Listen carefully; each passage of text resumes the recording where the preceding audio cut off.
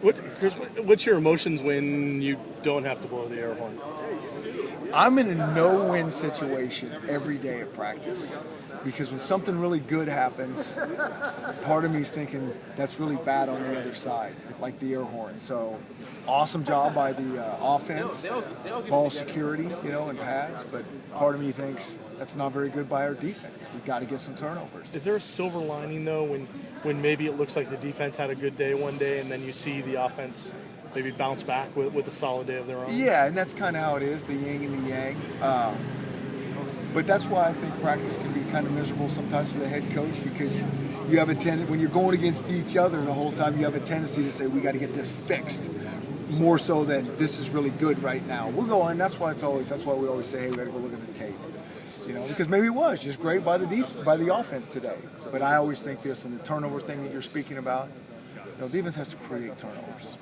The offense will give you some now and again, but good defenses create turnovers. So was that confirmed by the tape based on, like you said, looking at Thursdays? On Thursday, yeah, a little bit of both. Offense was sloppy, defense did a good job, but then today, again, offense bounces back and we get nothing. So now I'm irritated at our defense, and I got to go look at that tape and see why we didn't get any turnovers. When do you pull out the air horn? In what situations? Turnovers. It's just a reminder. Okay. It's just a reminder. Yeah.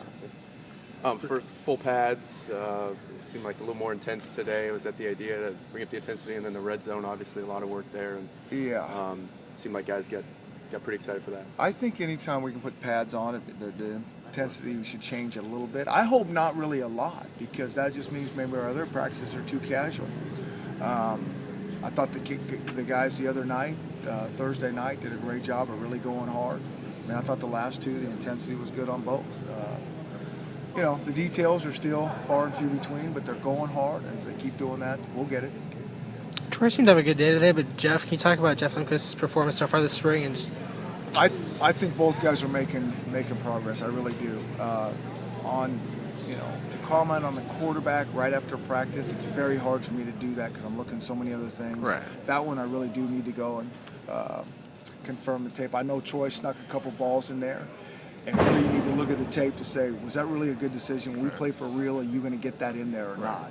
And so sometimes it jumped the gun, but I think both guys are truly improving. At this point, are you focusing at all on the competition aspect, or is it more just about individuals getting better at this point? Well, it's we always want to stir up the competition thing without question, but I think it is all about individuals getting better. There's a million details we're trying to emphasize, but it is about there's certain guys out here that are maybe running with ones or twos that won't be when it's time to play, and both good and bad. Some guys are going to continue to improve and beat guys out. Some other guys aren't going to step up, and so we're kind of really, for the most part, analyzing individuals. You guys seem to be having a good time Thursday after practice. A longer huddle period at midfield. There is it. For lack of a better term, like a buddy system. It sounds like guys are pairing up, and you think guys have bought into that? It sounds like it's just something fun. It's all about trying to get to know your teammates better, and I think when they do that, I think it's it is more fun. Just because you're on a team doesn't make you a teammate, and it certainly doesn't make you a good teammate. And so we're working hard on those things. Why is that important to you? Well, I think we've all, including you all, have been on teams that maybe have had some talent, and at the end of the day, thought you were going to do really good, and for whatever reason, couldn't put it together.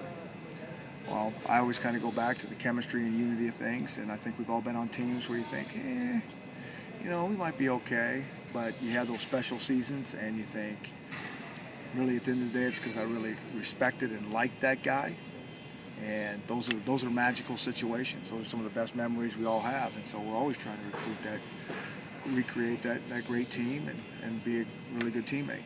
Coach, you're actually coaching a position, with the returners, and I had a chance to talk to John Ross a little bit, and he was talking about how the details are, it's more than just going back and, catching the ball and running. Can you talk a little bit about John and Jadon returning kicks and, what you're really working on those guys with? I think, as a kick returner, there's a few fundamentals. I think there's a couple details, probably less of those than there are at other positions, so we don't want to overcoach this and confuse them, but I do think there's a couple important points that we got to kind of get ground into them.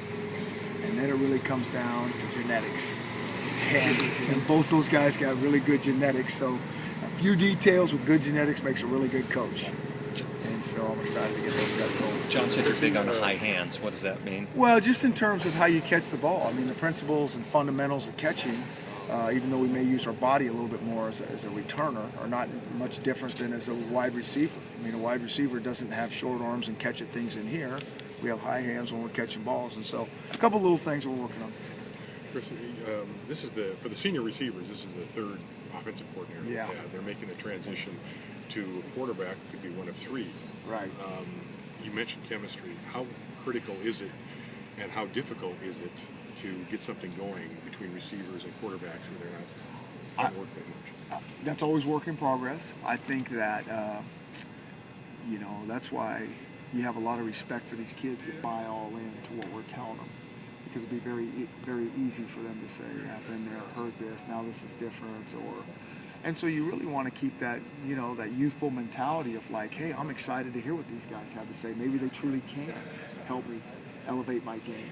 Not that any of the stuff that they've learned in the past, that all that stuff they've learned, that's got to help them. Maybe we bring a couple things to the table that they hadn't heard before, and it's just more tools and more ammo in their holster, so to speak. In terms of